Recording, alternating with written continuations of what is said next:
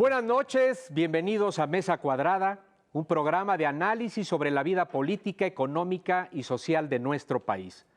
México vive una etapa crucial en su historia. Son tiempos de transformación, transformaciones profundas y también de grandes oportunidades. En nuestras manos está crecer como nación, mejorar nuestra calidad de vida y reposicionarnos ante el mundo. Pero para ello es importante no solo saber qué está pasando, sino entender por qué. Por eso hoy iniciamos este espacio para reflexionar acerca de los temas de actualidad y ofrecerle a usted los elementos que le sirvan para comprenderlos y que saque usted sus propias conclusiones. Precisamente para ayudarnos a ampliar nuestra visión sobre la realidad que vive México, cada semana estaremos en esta mesa Verónica Ortiz. Verónica, buenas noches. ¿Qué tal, Gustavo, Luis Carlos, Pepe? Buenas noches. También Luis Carlos Ugalde. Luis Carlos, buenas noches. Gracias, bienvenido. Gustavo, por la invitación. Hola. Y José Ureña. Pepe, buenas noches. Buenas noches. Gracias por acompañarnos en esta primera emisión de Mesa Cuadrada. Vamos a analizar todo lo que ocurrió en el 2013. Así que de nueva cuenta, bienvenidos y entramos de lleno al programa. Verónica, tu análisis de lo que ocurrió en 2013. Bueno, sin duda me parece que es un año que va a pasar a la historia, ¿no? por muchas razones. Me parece que mayoritariamente buenas, pero sí te podría por lo menos decir a grandes rasgos a lo mejor lo que me gustó, lo que no me gustó y lo que me preocupa o me inquieta. Me gustó sin duda el gran número de reformas que se lograron. Me parece que, hablar de temas desde educación, telecomunicaciones, materia financiera, en materia de derechos humanos, en materia político-electoral, en materia incluso energética, que fue la última reforma que cerró el ciclo, habla de una agenda como pocas veces lo habíamos visto. Pero quizá más que el número, me parece muy relevante el calado de las reformas que se hicieron. Se tocaron sobre todo intereses que parecían intocables y se rompieron tabúes, que me parece que es el mensaje más importante, es decir, cambiamos un poco nuestra forma de vernos y nuestra forma de entender la realidad. Me parece otra cosa que me gustó fue el vehículo que se utilizó como para poder alcanzar estas reformas. Se acordó un pacto entre las principales fuerzas políticas que me parece que se trató de un instrumento muy útil, de una agenda preestablecida sobre la cual se pudo coincidir y disentir también, es decir, marcó ese espacio en el que los partidos y las fuerzas y las corrientes políticas pudieron aportar sus inquietudes, pudieron incorporar sus propuestas, es decir, fue lo suficientemente incluyente y también pudieron disentir sin tener que romper del todo el lazo de comunicación. Eso me parece incluso gente muy relevante como el propio Roger Bartra lo reconoció así, es decir, un espacio en el que se lograron acuerdos civilizados entre las fuerzas políticas. Eso me gustó sin duda. ¿Qué no me gusta? No me gusta que seguimos apostando a los cambios legales más que al cumplimiento de la ley como panacea para salir adelante. Sin duda es importante las transformaciones legales, es importante, los cambios constitucionales son básicos, sin embargo ahora habrá que aterrizarlos y sobre todo entender esa dimensión que nos falta mucho, que es la de verdaderamente operar en un Estado de Derecho y sobre todo el cambio de hábitos ciudadanos, de cultura, de legalidad y de cumplimiento de las normas que ya están, es decir, no quedarnos en nada más las reglas del juego y las instituciones. No operan y no funcionan si no hay verdadera voluntad de cumplir esas reglas, de respetar a las instituciones. Finalmente me preocupa todavía los temas de pobreza, de inseguridad, de corrupción, que me parece que son los grandes temas todavía pendientes y que no solo en este último año, sino que venimos arrastrando, que no hemos dado al clavo con las soluciones que puedan desatorarlos y que siguen siendo un lastre y además un punto de quiebre en nuestra convivencia como sociedad. Pepe. Buenas noches. Vero ha hecho un resumen muy interesante. Creo que todavía estamos por ver lo que van a pasar con las reformas. Faltan las leyes reglamentarias, hablan de aproximadamente 50 que están pendientes, 53 decía ayer un diputado. Es ahí donde van a estar los alcances, la verdadera dimensión de las reformas, sobre todo la energética, que es la más polémica. Y está también pendiente por ver la parte electoral, de eso nos hablará Luis Carlos, que es el experto. Pero me parece, y hablando de preocupaciones, como decía Vero, me parece que el país lo llevó, el PAN y el PRD, lo llevaron a una encrucijada, a una reforma innecesaria, polémica, conflictiva, cuyos resultados creo que van a ser más embarazoso el proceso democrático del país. Es esa parte, la cultura de la legalidad de que hablaba Vero, también coincido mucho, no se dieron avances, hubo retrocesos como el de la Asamblea Legislativa que despenalizó las manifestaciones, aquel vandalismo que vimos todos el 1 de diciembre del 2012 quedó impune. Ese tipo de cosas, la cultura de la legalidad, es una tarea en la que debemos estar inmiscuidos todos, legisladores, gobierno, sociedad. Ojalá demos pasos en ese sentido. Luis Carlos. Yo creo que es un año importante porque hubo un ciclo reformista en el papel muy relevante.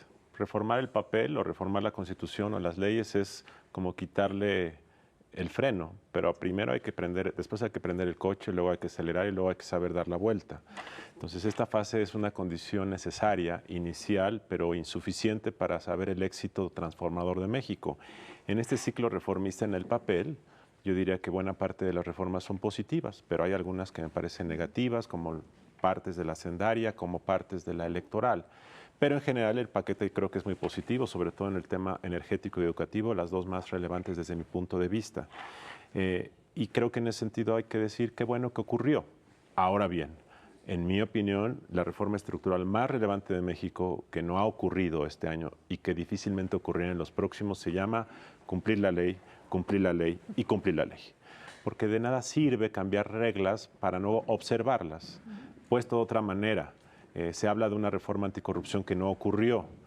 Si se cumplieran las leyes que tenemos en ese tema, los niveles de corrupción serán mucho menores. O puesto de otra manera, la reforma educativa, importante como es, que se ha querido lanzar por parte del gobierno federal, encuentra que muchos gobernadores no la quieren aplicar. Entonces, celebro el reformismo inicial, falta la ejecución, pero el más importante de todos los elementos se llama cumplir la ley y cumplir la ley. Ahora, una primera conclusión es que 2013 fue un año de reformas. Se rompieron muchos mitos, tabúes, dogmas, quedaron olvidados. Dos fundamentales, la reforma energética y la reelección del Congreso y de los presidentes municipales en la parte política. Dos dogmas que habíamos arrastrado durante décadas en nuestro país, si no es que casi un siglo en el caso de la reelección. Ese es un aspecto muy importante, fundamental, desde luego. Otro, y lo decía Verónica, se tocaron y se afectaron intereses intocables, los poderes fácticos por primera vez, pues se han visto realmente afectados. Los intereses de la oligarquía nacional, por primera vez, también están afectados de fondo, o al menos durante las últimas décadas. Estos son algunos de los realidades que se han presentado y que habrá que ver cómo se aterrizan con las leyes secundarias efectivamente. Sin embargo, habrá que ver, y ahora vamos a tener que ir a un corte, pero habrá que ver las reacciones de estos intereses que por supuesto no se van a quedar cruzados de brazos y que van a obstaculizar y a frenar buena parte del proceso de transformación que se está construyendo en nuestro país. Vamos a hacer una breve pausa, regresamos rápidamente aquí en Mesa Cuadrada.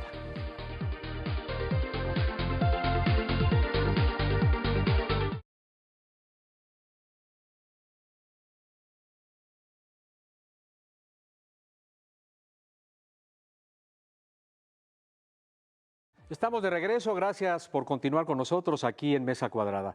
Luis Carlos, ¿qué perspectiva, qué futuro a partir de los poderes fácticos, de los fuertes intereses que se han trastocado y que seguramente pues tendrán mucho que decir, que protestar y que boicotear eventualmente. Creo que la reforma que más afecta se llama reforma educativa, porque es un conglomerado de muchos grupos, miles, cientos de miles de personas que pueden ser afectados. Esa yo creo que es la prueba de fuego política de este sexenio. No creo que la reforma energética ni ninguna otra sea tan sensible en ese sentido. Y dado que tienen fuerza electoral y también tienen fuerza de insurrección, y como los gobernadores no quieren pagar costos regionales, tampoco muchos de ellos verán que es el gobierno federal. Y esta cuestión de lanzarle la pelota al gobierno federal yo creo que es el mayor riesgo. Si la reforma educativa en 2014 no se asume como una corresponsabilidad de todo el Estado mexicano, incluidos los gobiernos estatales, esa es la prueba de fuego, no solo de la educativa. Si la educativa fracasara, y ojalá no sea ese el caso, me parece que tendrá un efecto dominó muy dañino para el resto de las reformas.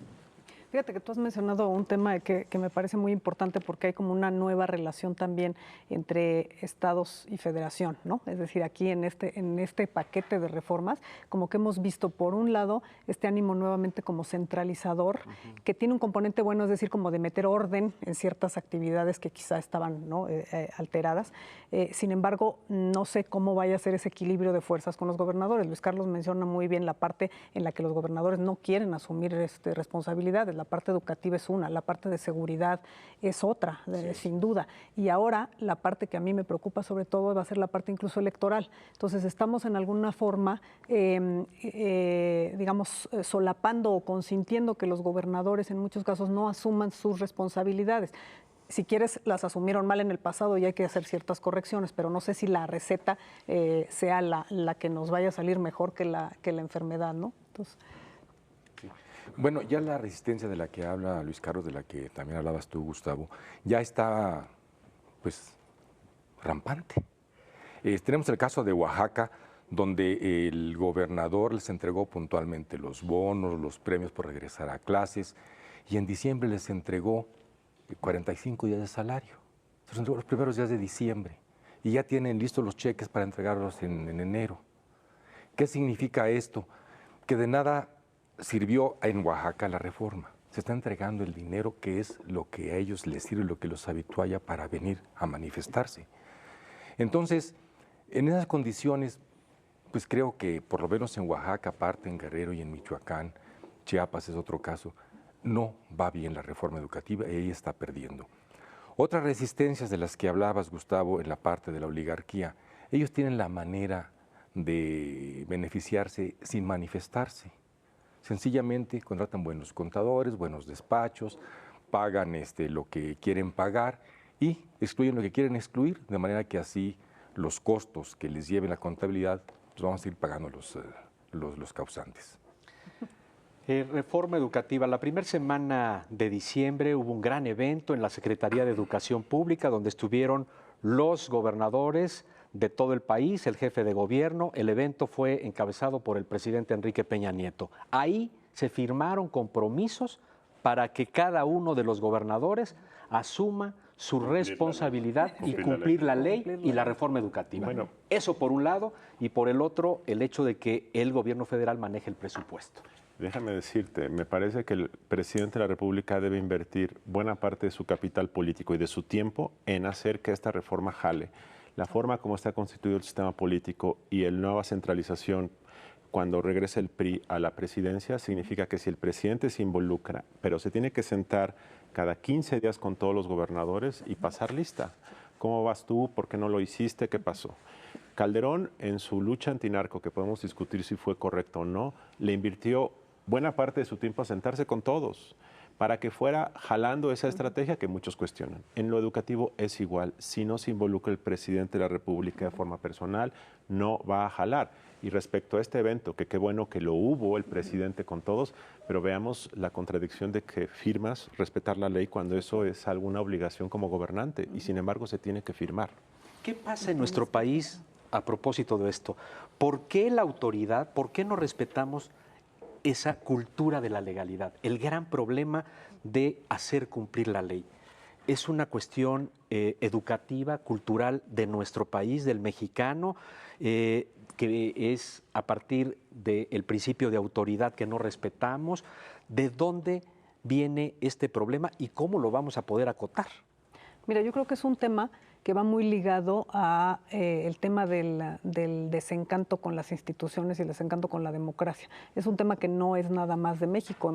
Hay información, sobre todo de la actualización de encuestas como Latinobarómetro, por ejemplo, que te mide el grado de confianza de la gente en sus instituciones, en sus democracias, en sus poderes públicos y demás. Entonces, es un tema que no es privativo de México. Sin embargo, aquí me parece que alcanza grados verdaderamente alarmantes. Ha ido en descenso la satisfacción con la democracia.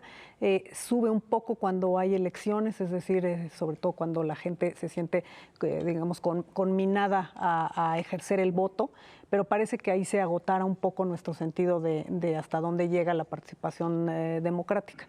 Y tiene mucho que ver con el descrédito de las instituciones. Tenemos partidos políticos, digamos, autoridades públicas a todos los niveles, federal, estatal, municipal, que tienen ya en niveles inferiores de crédito que las policías o los cuerpos de seguridad, y ese me parece que es un tema sobre el cual hay que reflexionar, y sobre todo los partidos políticos deben de reflexionar mucho sobre el nivel de representatividad y de acuerdo que genera.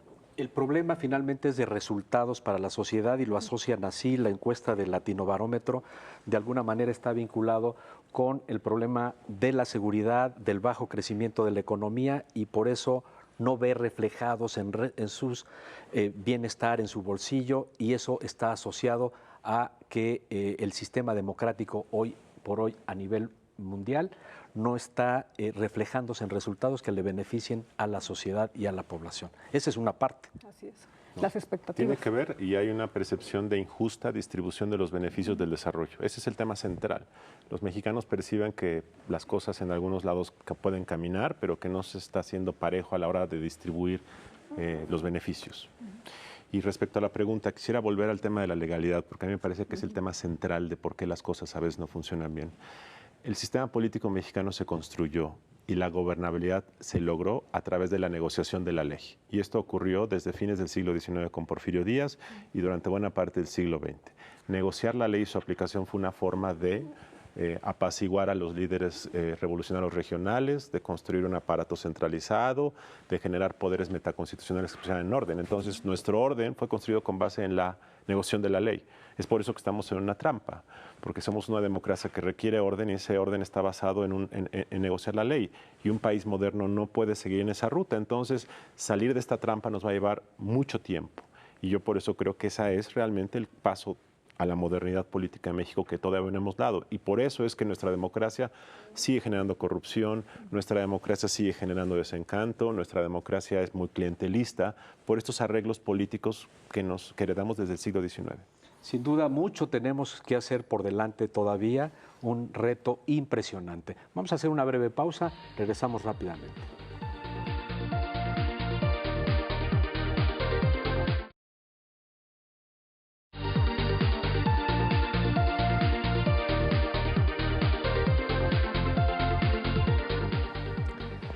Gracias por continuar con nosotros. Pepe, romper la ley en nombre de la justicia social.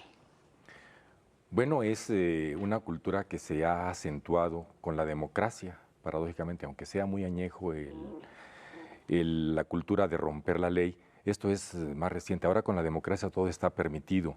Lo vimos con los macheteros de Atenco y ahora lo vemos con los diputados que toman una tribuna e impiden legislar en el salón de sesiones, siendo que es su propio salón, que es donde ellos tienen que manifestar las ideas, donde deben llevar el debate. También crea liderazgos ese llamado a la justicia social, y todo se justifica en base a que luchamos por las causas del pueblo. Entonces, en la medida en que que no se rompa ese círculo vicioso, lamentablemente vamos a seguir así. Es una tristeza. Y de esto durante los últimos sexenios, se ha acentuado. ¿Por qué? Porque hay tolerancia en aras del diálogo, en aras del entendimiento, en aras de encontrar salidas que vemos son muy parciales o sin salida realmente algunos asuntos.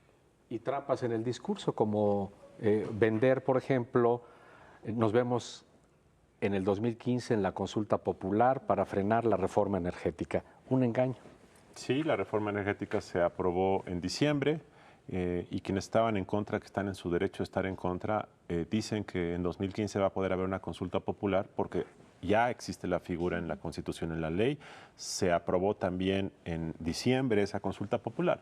El tema es que esa nueva ley no contempla las consultas con carácter revocatorio. La consulta generalmente se hace para preguntar hacia el futuro, ¿te gustaría esta ley? ¿Te gustaría hacer esto o no hacer esto? Pero en la Constitución y en la ley dice que se puede hacer una consulta para echar para atrás algo que ya se decidió. Sin embargo, en el caso del PRD, que estaba en contra, y de algunos grupos sociales, dicen que nos vemos en 2015 y lo que se genera es una expectativa falsa y luego enojo de la población, porque la población va a pensar que el gobierno los está engañando. Frustración de la Frustración. Y yo sí estoy a favor de la consulta popular y sí me parece que reformas trascendentes como esto debiesen haberse sometido y yo creo que el gobierno con buenos argumentos podía haber convencido de la causa. Pero yo creo que lo que se está haciendo es generar falsas expectativas y la gente al final sale frustrada. Al final, reforma energética, el gran logro del 2013, la madre de todas las reformas. Costo político muy alto también, por el otro lado, para el presidente, pero una gran expectativa de crecimiento y de desarrollo para el futuro. Así es. Tú mencionas bien que ha tenido un costo político que el presidente sin duda asumió desde el principio, es decir, estaba muy clara la estrategia. Se logró sacar la reforma energética.